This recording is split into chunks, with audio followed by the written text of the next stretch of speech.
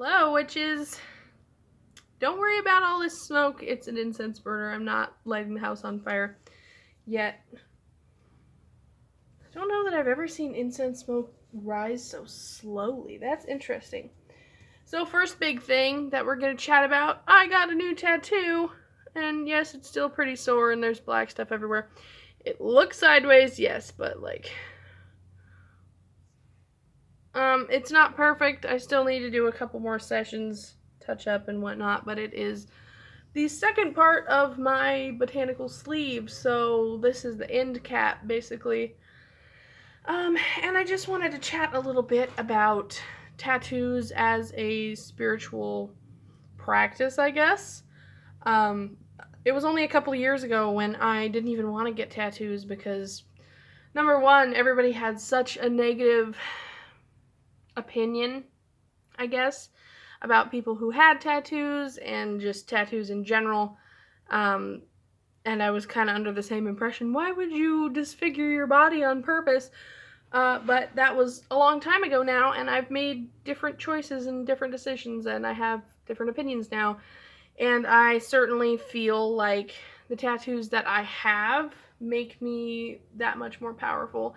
This one especially, I've been wanting this one for a long time, and yeah, I'm gonna be upset that it's not completely straight, but I really like it. I felt so powerful getting it.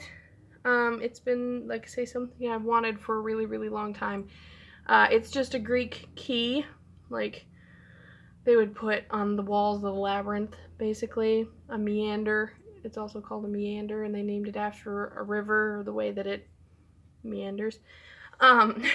So, I now have 4 tattoos, and I'm not going to stop anytime soon because I really think it's important to who I am and expressing myself. Not only that, but I plan on getting a lot of deity-centered tattoos, I guess. This one is really important because I really connect with the Greek pantheon. I have always kind of had an affinity for Greece in general, and now I'm working basically strictly with Greek deity. So it's really important for me to have this one. I also plan on getting deity-specific tattoos because I never really pledged myself to deity, I guess. I didn't really feel that it was necessary. A lot of people do devotional stuff when they first start working with a deity to pledge fealty, I guess. I never really did that, so I'm planning on getting different stuff for all of the gods that I work with. Apollo has a lot of different connotations that I'll probably get more than one of his just because they're so prevalent, and it's kind of things that I already want, but I plan on getting a sunflower somewhere. I know that's a little cliche. I was going to get a laurel back here, on the very edge here. And yes, my moth already has moons in it, but I feel like I'm going to get another moon tattoo somewhere. And I'm really looking forward to it. I put way too much thought into what tattoos I'm getting where, and I have everything planned out. So, in addition to that, I have a few things that I picked up yesterday after I went and got my tattoo because my boyfriend was working right after, so I kind of walked around and went into a couple different shops and picked up some stuff. So, it's getting a little thick in here. I also got 3 books from the thrift store that I work at. We got a couple in that were spiritual-ish in nature, and I always like to grab those. So the first one is The Way of Song. I started reading it. We had a guy come in, a plumber, to look at the sink, and I was going to read it the whole time he was here because it's awkward when we have the TV on. I just hate having people in my house. So I started reading it this morning. I didn't get very far. This one is basically about chanting and how singing helps heal emotions and open chakras and all kinds of stuff. So I thought it would be kind of nice to read that one since I already love music and singing so much. I got this, which is not actually really a witchy book. It's just about, a different cultures. I haven't actually read it yet. I just thought it was cool because it's literally called Throwing the Bones. African Encounters. So I haven't started reading it, actually, but I think they're just little short stories. I'm not sure if it's... I guess it is real, like, nonfiction stories, I guess, because there's historical pictures and whatnot. Some of these are kind of old, 1989, 1990, but the book is new. Dance of the Witch Doctor. Zoo Boise. Oh, it was actually published in a publishing company in Boise, and I used to live there a little while ago. I do not now, thankfully.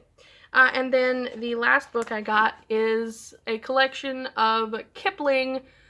My boyfriend had never heard of Kipling, and I'm a sucker for classic literature, so I was going to read it to him because I was homeschooled, but our mom read us at least one of these. It was the one about the rhino, where he takes off his skin and then puts it back on, and it has sand or crumbs in it, and that's why it's all wrinkly.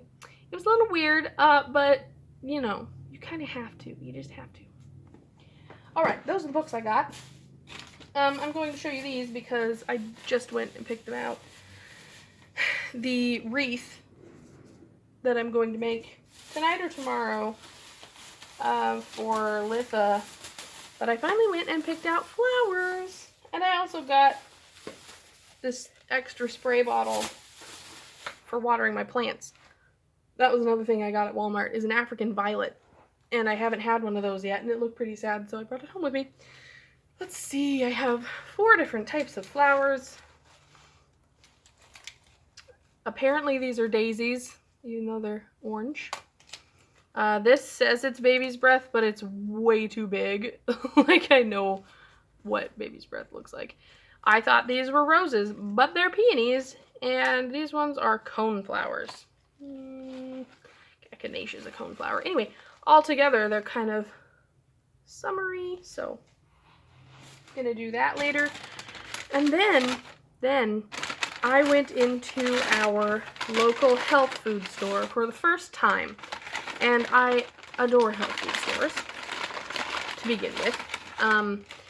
We go up to this one that's in not the next city, but the one further than that, up north, and that's the nearest place that they have it's not a Whole Foods, but it's one of those like that. So they have kombucha on tap and, you know, expensive organic honey. And we go up there to buy local honey because we both have allergies.